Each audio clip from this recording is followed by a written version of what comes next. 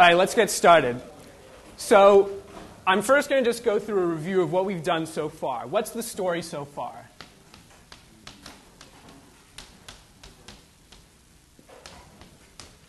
Well, the first sort of theme that we've treated is that groups are everywhere. We've defined these things abstractly, but really they're very, very concrete. If you're ever trying to figure out what should be true in general of a group, you have a lot of great examples to look at to test your ideas on. So for instance, one of our first examples was GLN R. Another example we saw was the symmetric group on n letters. And a third example we saw was the group of integers under addition. So when I just write z, I really mean integers with addition.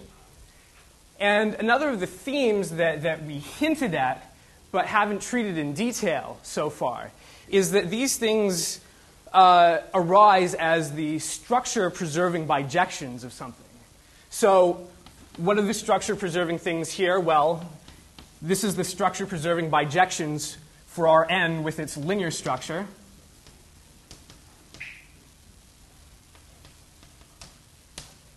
This is just the set of structure-preserving bijections on a set of n elements with just its set structure, no additional structure.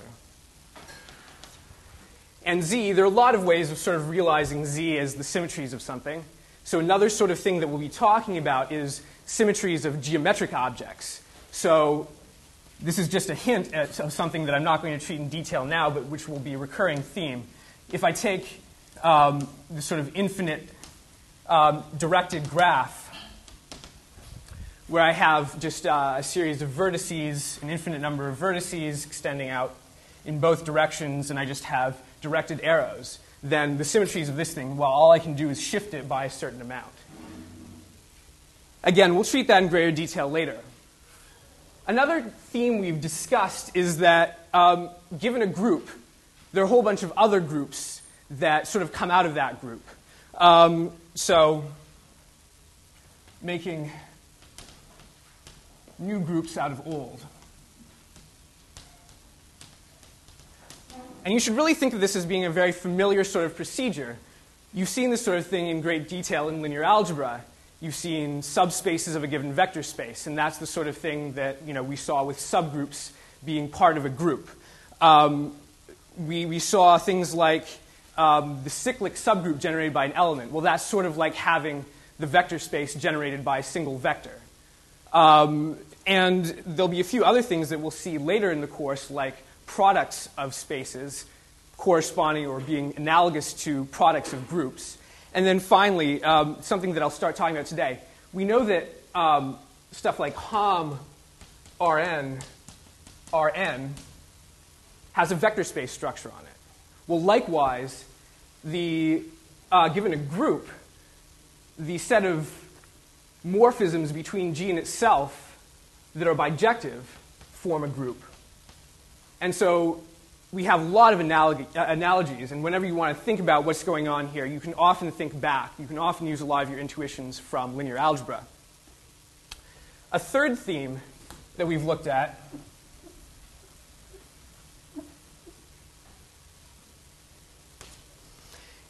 is that in some cases you can actually classify the subgroups of a given group. So last time we considered the subgroups of Z. Now, the argument we used to show that every subgroup of Z is of the form BZ looked innocuous, but it's actually a very significant argument. Again, it's something that's going to come back to haunt us, so it's a very good idea to familiarize yourself well with that argument.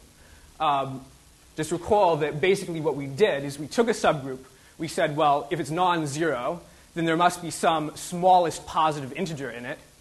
And then we showed, using the Euclidean algorithm, that every element of the group must be an integer times that smallest positive integer in the subgroup. So in general, though, it's very, very difficult to study the subgroup structure of a given group, but it's also very, very important.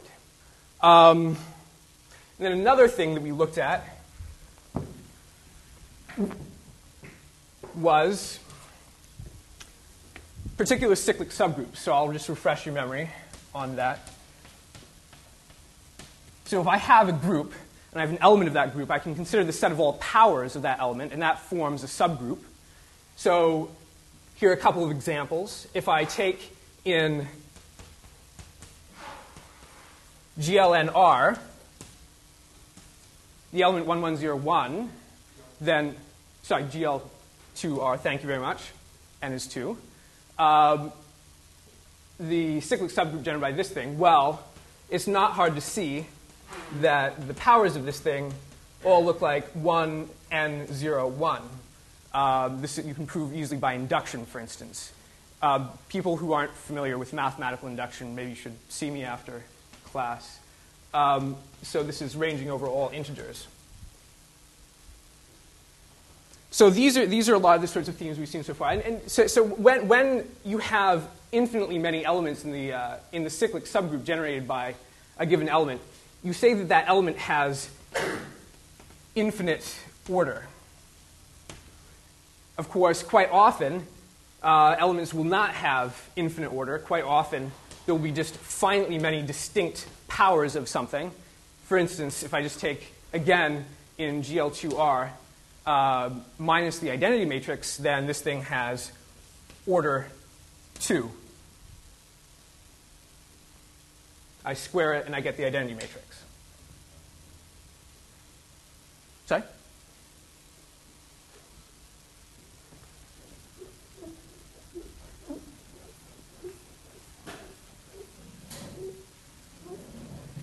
So the first new theme that we're going to talk about today is that of isomorphism. So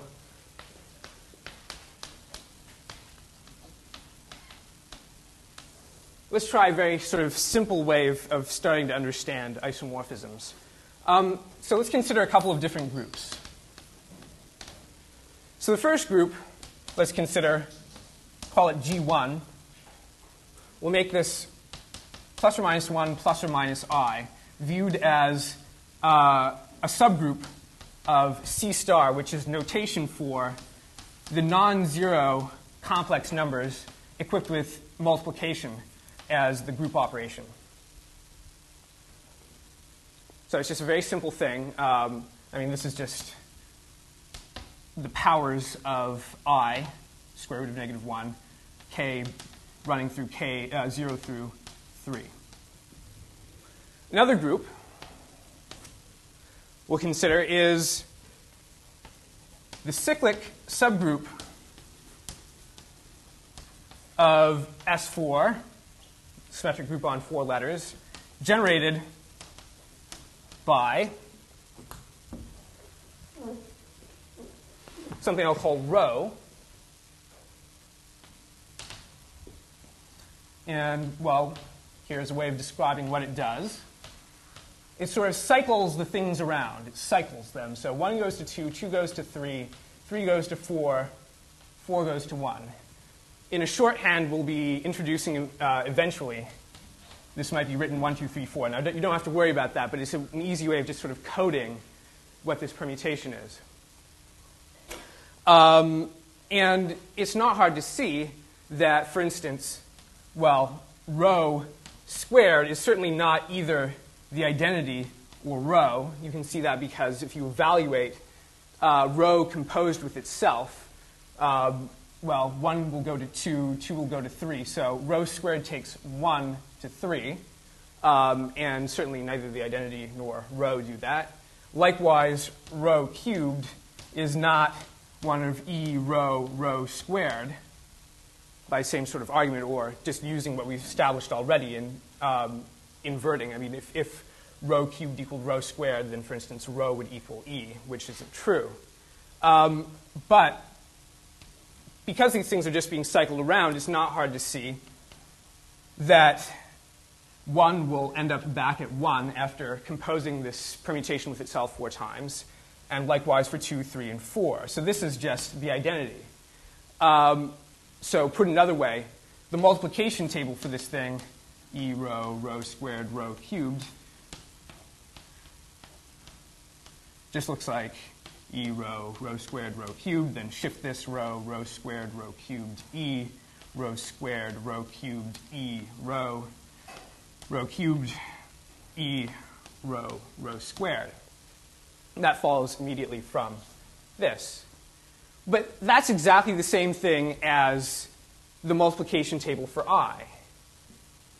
So in some sense, these are really the same group. They just have the same multiplication table, but they're relabelings of each other.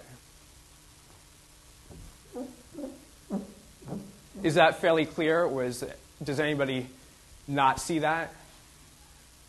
I have to admit I don't see it right Okay, sure. So I has the property that its fourth power is 1. But all of the powers in between that and this fourth power are not any of the previous things. So for instance, I squared is not, it's minus 1. It's not the same thing as 1 or I cubed is minus I. That's not 1 minus 1 or I. And so, again, by the same sort of thing, when you multiply the things around, it just sort of circulates them. So, call this thing G2.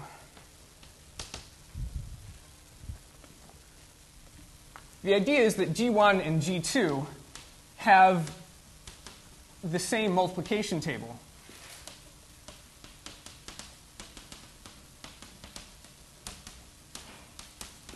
But with a relabeling.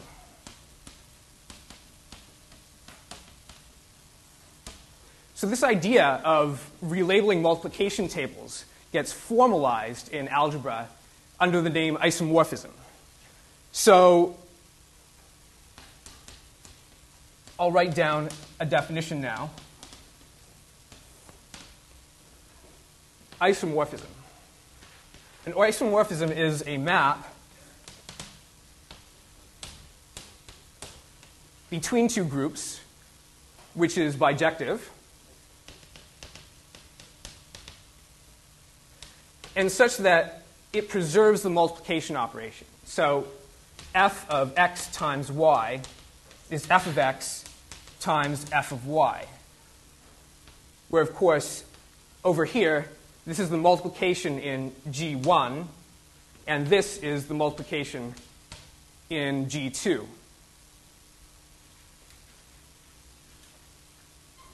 So this is the same sort of idea. You're just, f is what's telling you how to relabel the things. And the idea that the multiplication table is preserved is just saying that f of x times y is the same thing as f of x times f of y. So here's another example. So in this case, the isomorphism is given explicitly by sending powers of I, so say I to the kth power. So explicitly,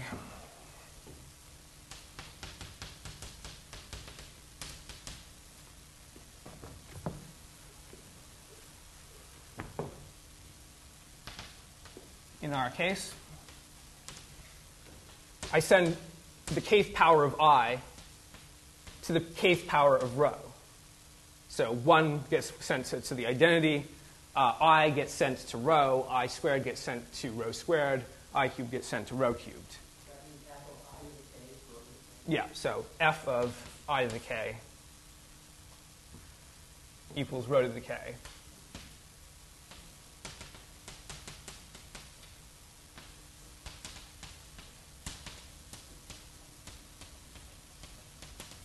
Gives us an isomorphism.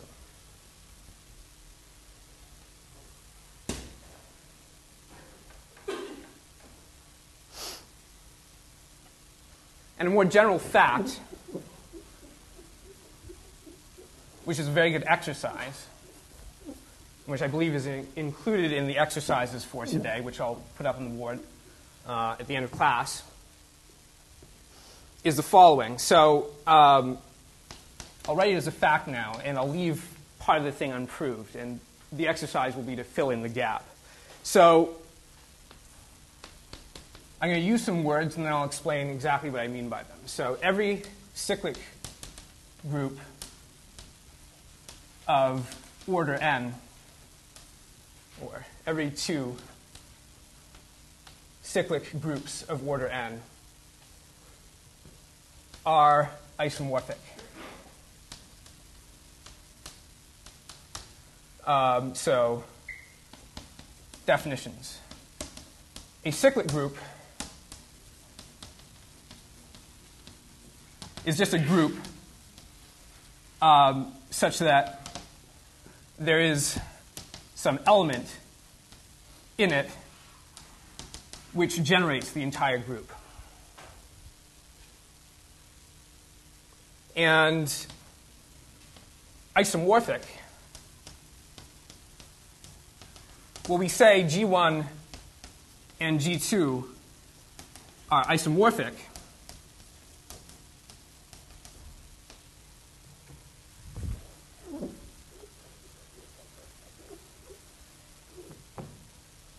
if there is an isomorphism between them.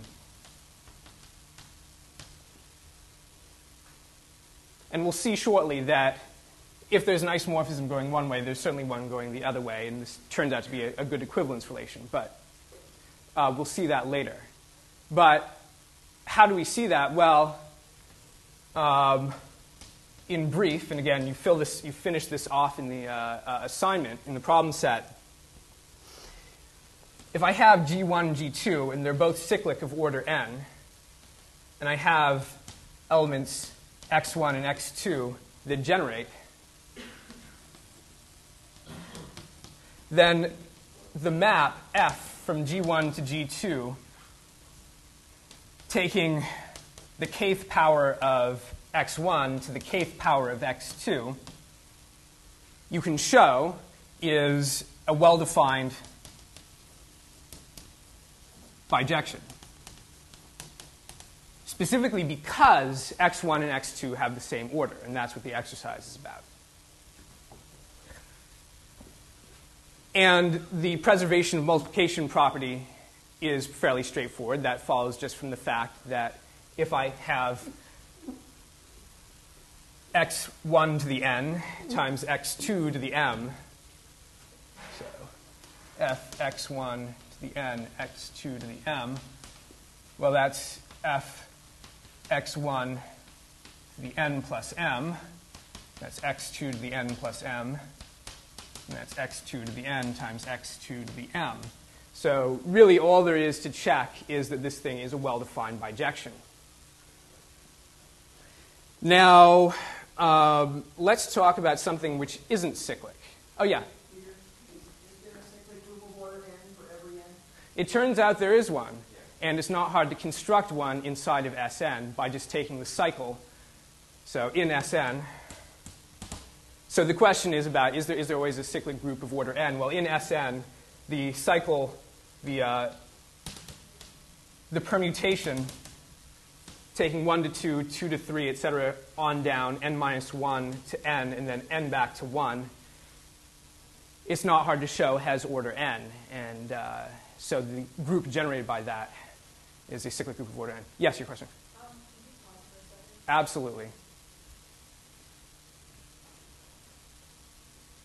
Yeah? In that section of the blackboard, did you write f of x1 to the n times x1 to the n? Yeah, this is x1.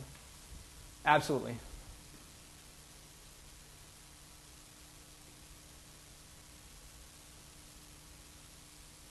Any other questions?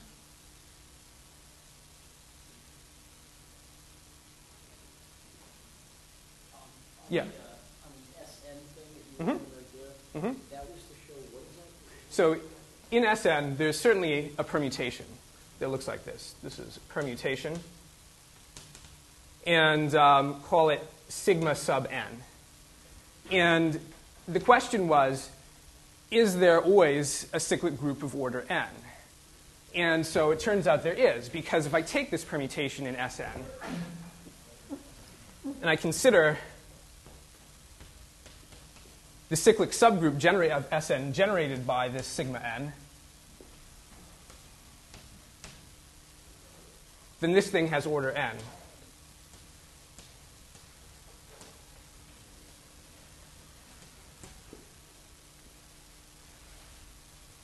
All right, is everyone caught up? All right, great. So let's look at a different kind of example.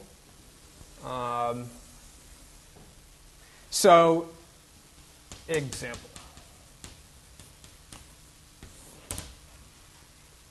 Well, consider the real numbers under addition and the positive real numbers, the strictly positive real numbers, under multiplication. A priori, just looking at these things, you wouldn't necessarily expect that they'd be isomorphic. So,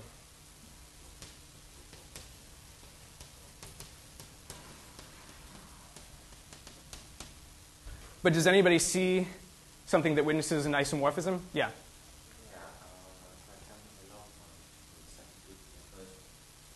Absolutely. So, or putting it another way, what you can do is take f from, so here's G1, here's G2.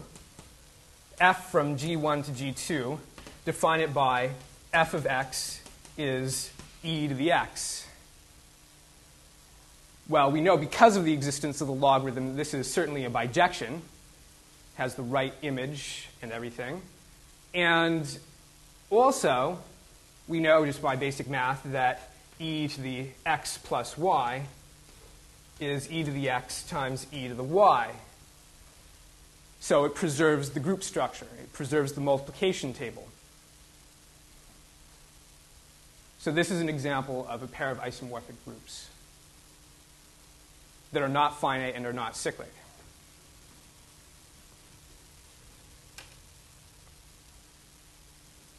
Okay, another example, returning to finite groups, but something which is not cyclic. And this is a very useful group to sort of, a very, very small but useful group to test things out on. It's called the Klein-4 group, and I'll give you two ways of writing it.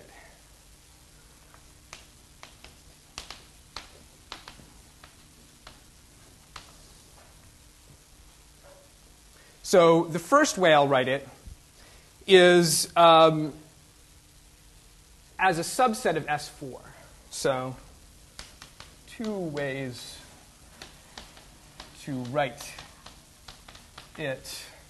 So the first one, call it G1. I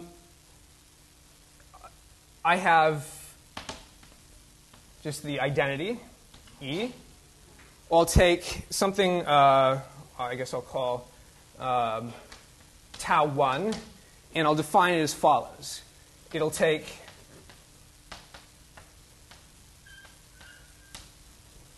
one to 2 and 2 back to 1, and it'll also exchange 3 and 4. Tau 2 I'll take to be something that exchanges 1 and 3 and 2 and 4.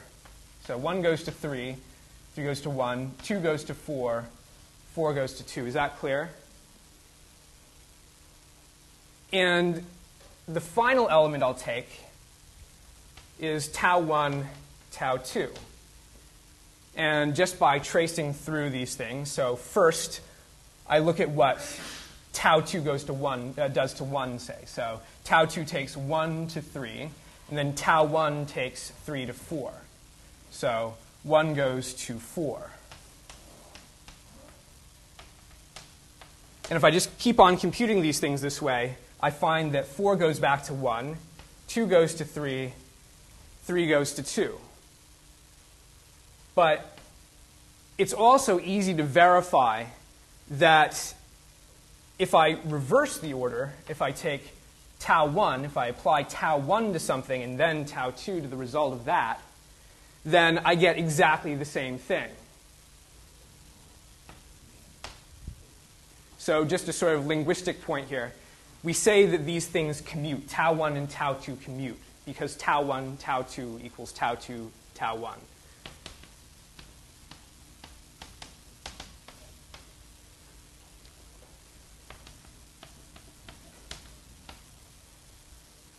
So what is the group structure here? Well, what's tau 1 squared? It's the identity. What's tau 2 squared?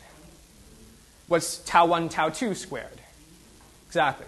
So the group structure is very, very simple. Each of these things, if we multiply by itself, you get E.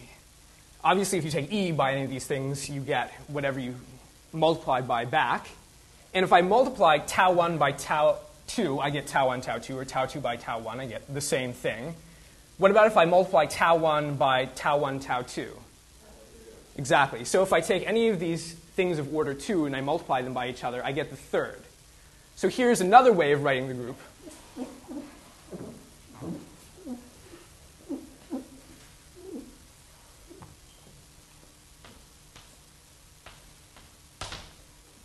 I could just write it as the set of matrices. So in GL2R, say, I could just write it as the set of matrices, well, identity matrix.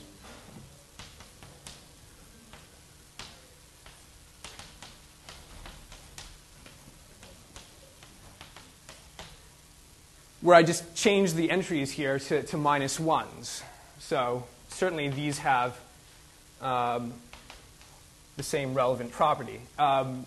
If I multiply any of these things by themselves, I get the identity matrix back. And if I multiply any two of the things which have negative entries, then I get the third of the things that have negative entries. So again, they have the same multiplication table, and there's a nice direct bijection. I can, for instance, have the bijection F take E, so I could define F, and it would take E to the identity tau 1 to this, tau 2 to this, and tau 1, tau 2 to this. Okay, great. Yes? Why do you need to supply the fourth element of the group when you meant to just give it the first three, but the fourth after using it? Absolutely. I could have said the group generated by tau 1, tau 2. But if I want to list all the elements in the group, then I better include tau 1, tau 2. So the question was, do I really need to include tau 1, tau 2 in this list? Well, yes and no. If I wanted to say, just consider the group the smallest group that contains tau 1 and tau 2, well, I could have just said tau 1, tau 2. But if I want to write out the entire group explicitly, all of the elements, then I need to include tau 1, tau 2, and the identity. So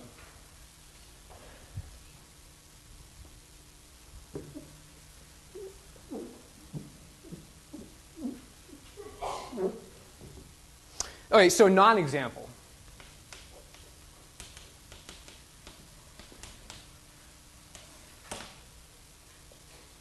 So the Klein group. So I say the, and this is a confusion that you often make, or a sort of a shorthand that you often make in algebra, and that is that if you have a couple of groups that are isomorphic, you often talk about them as if they're the same group. So although we have two different ways of concretely realizing the Klein 4 group, because they're isomorphic, we talk about it as if there's just the Klein 4 group. So is the Klein 4 group isomorphic to that cyclic group we started with?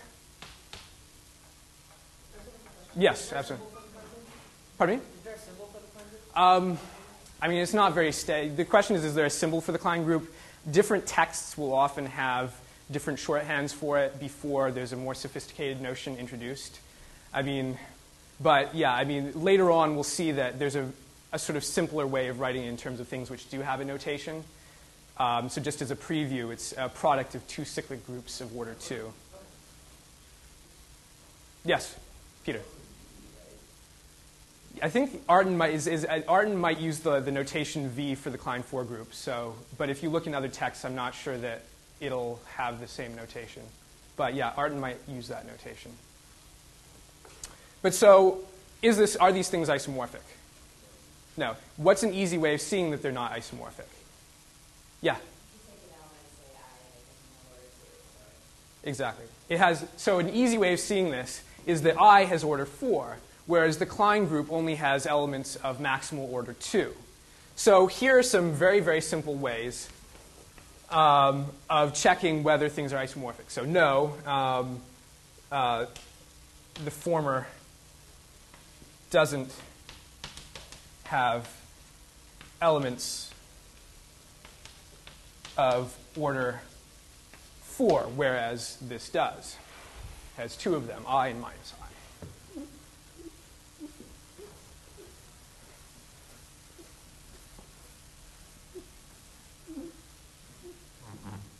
Okay. So here are some easy ways of first checking whether 2 groups are isomorphic or not. Obviously, these won't work in all cases, but some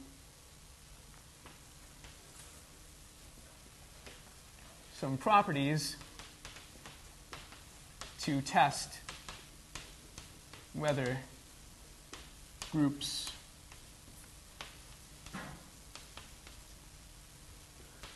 are isomorphic.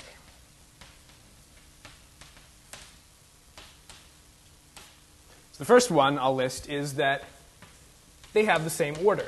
If they're finite groups or infinite groups, they'd better have the same cardinality because there's a bijection between them. The second thing they'd better have in common is that if one is abelian,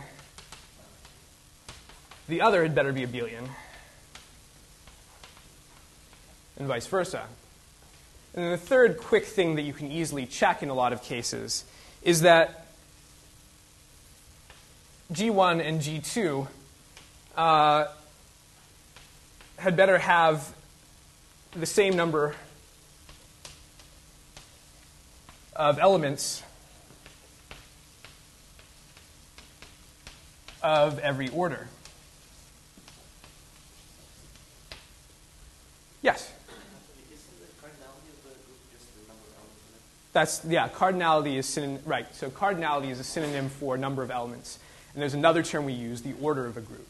So they're often, as in yeah, you can use them essentially interchangeably, although the term order has different meanings in other contexts. So order is something that's more specific to the language of groups. But as in any sort of language, yeah, they're often synonyms, and there's a lot of redundancy.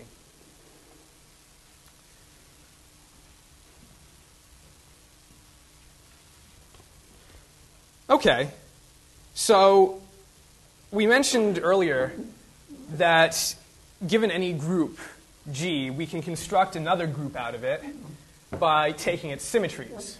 In other words, taking bijections between the group and itself that preserve the structure on a group. What's a name for this that we've come up with so far?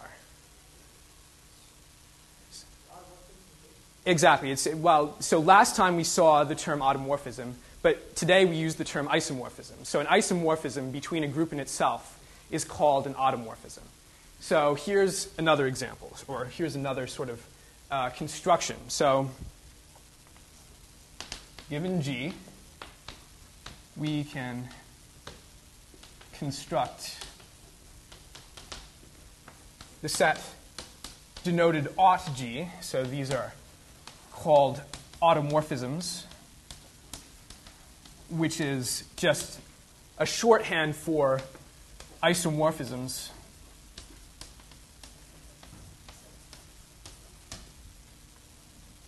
between the group and itself.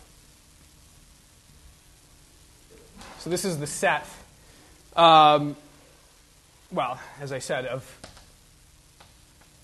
isomorphisms from G to G, but in the sort of impressionistic language we were using earlier, this is the symmetries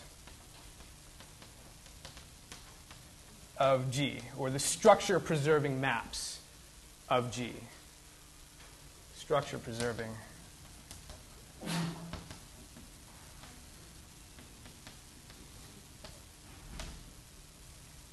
Any questions?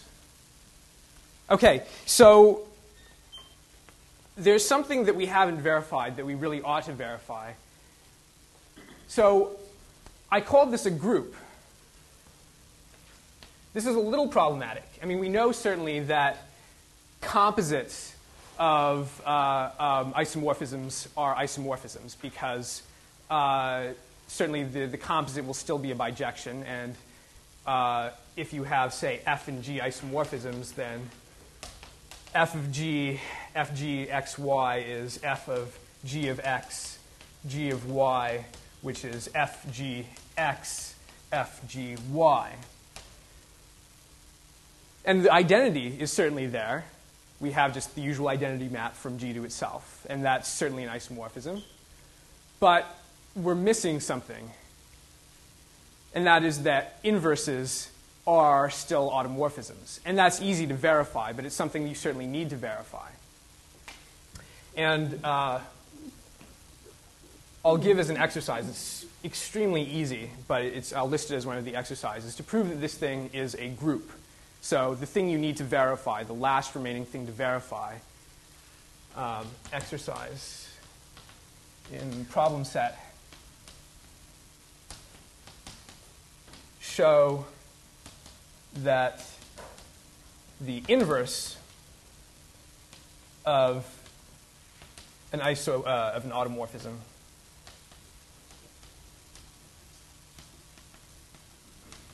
is an automorphism. Or more generally, that the inverse of an isomorphism is an isomorphism. This isn't hard to see, but it's worth verifying to make sure that you're comfortable with the language.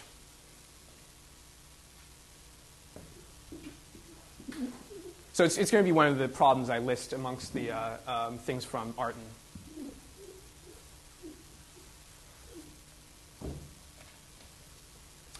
Okay.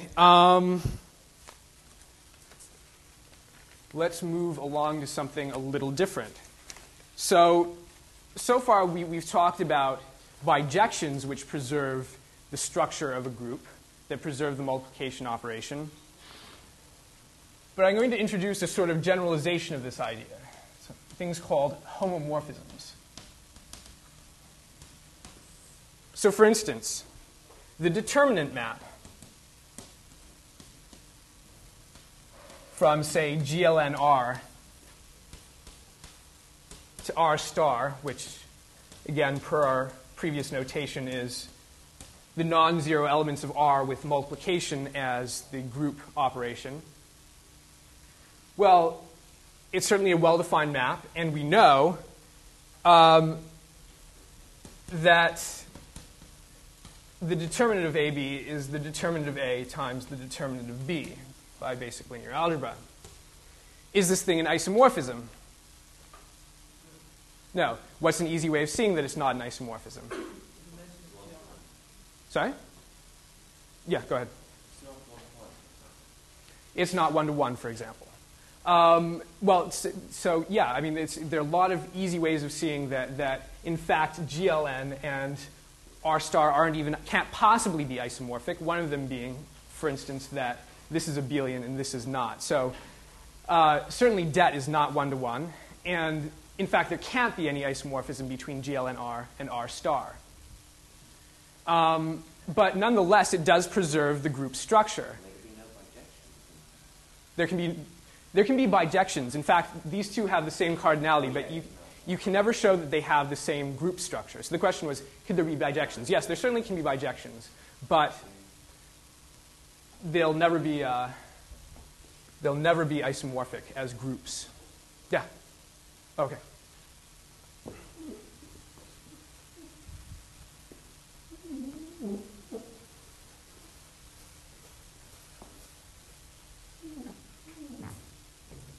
So the formalization of this idea, where you have some sort of map and it preserves the group structure, but we don't make any sort of assumption that the thing is bijective, that's this idea of homomorphism.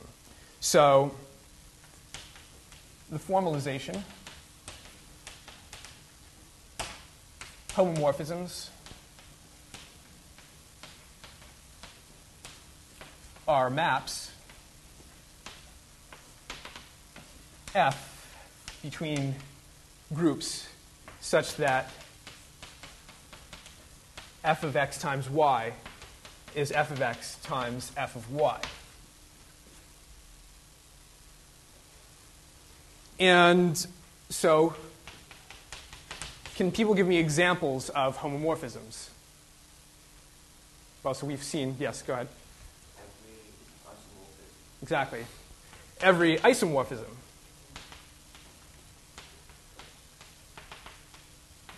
is a homomorphism. Suppose I have a pair of groups, G1, G2. Is there necessarily a homomorphism between them?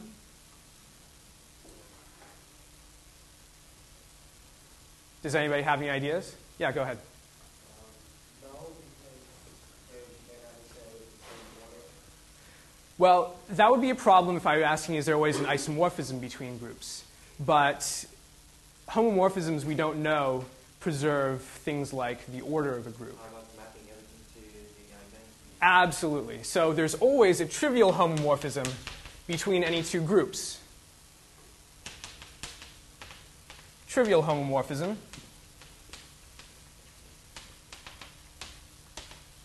So between G1, G2. And that's defined by just taking f of x to the identity element of G2. That certainly preserves the group structure because f of x times y, well, that's automatically E, and that's automatically the same thing as f of x times f of y because both of those are E.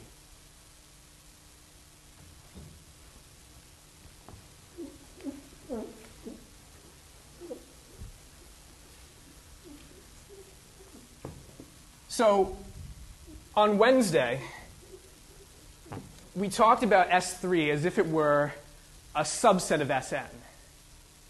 Is that a bit problematic? I mean, insofar as something that's a function from the set 1, 2, 3 to itself isn't really a function from the set 1, 2, 3, dot, dot, dot, n to itself. But we thought of the elements in S3 as if they were in Sn for n greater than or equal to 3. Well, so this gives us another example of a homomorphism.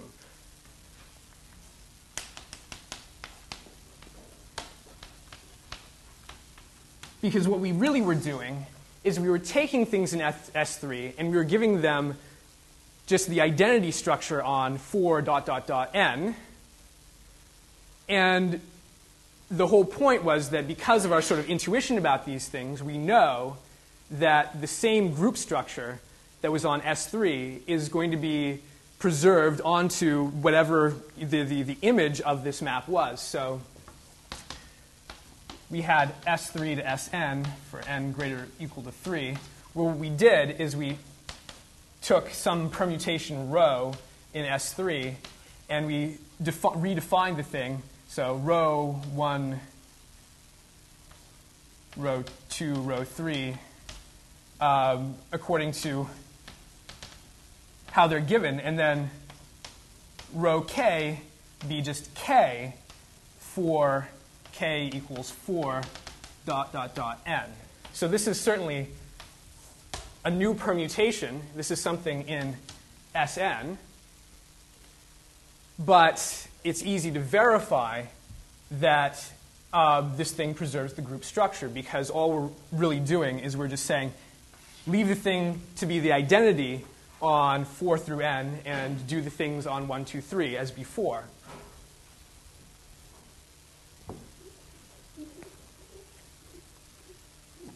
This thing is injective.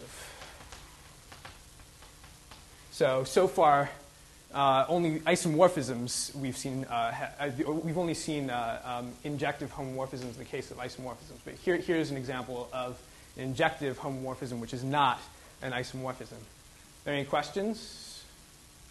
Okay, great.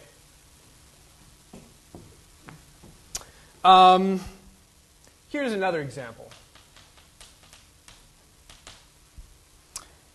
I'm going to take the map F from the integers to the symmetric group on 2 letters, and I'm going to define it as follows.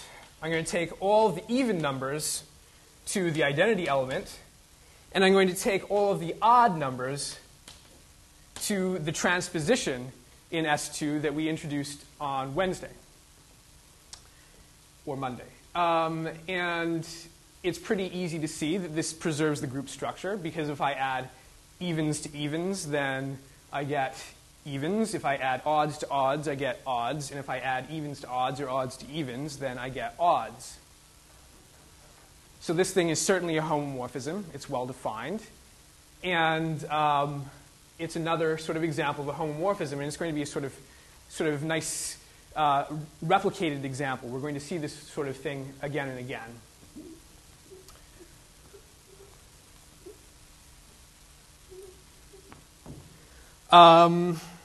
Okay. Another piece of terminology. Images. So the notion of image is about seeing a group through the lens of a homomorphism. So suppose I have f going from G1 to G2. So I'll just draw these things as some sort of blobs. Not everything in G2 is necessarily going to be hit by f, but some subset of it will be, certainly. So here's G1, here's G2. And the shaded in part, the part that's hit by G1, is called the image. Now, this is a familiar notion. This is from linear algebra. There were a couple of different names. You might have called it image. You probably also called it column space of a matrix. In our case, we just call it the image, and it's the set of f of x in G2 as x ranges over G1. And the main professor, Professor Gross, will pick up on this next time. Are there any questions about what we've done so far? All right, great. Now I'm going to list the homework exercises.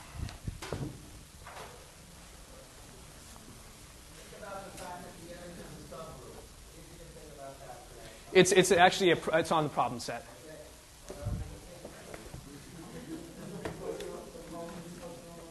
It'll be posted online as well, but.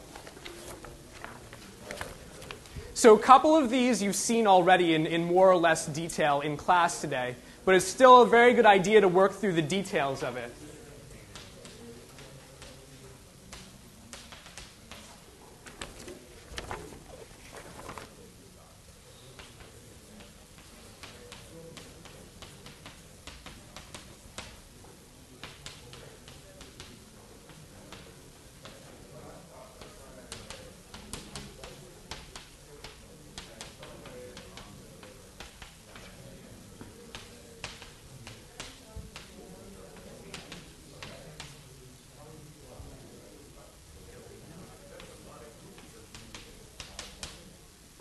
All right, great. This is due on Monday. So Friday assignments are due on Mondays, etc. Yeah, go ahead. Yeah, there will be solutions posted to the assignments. Okay, great. Yeah.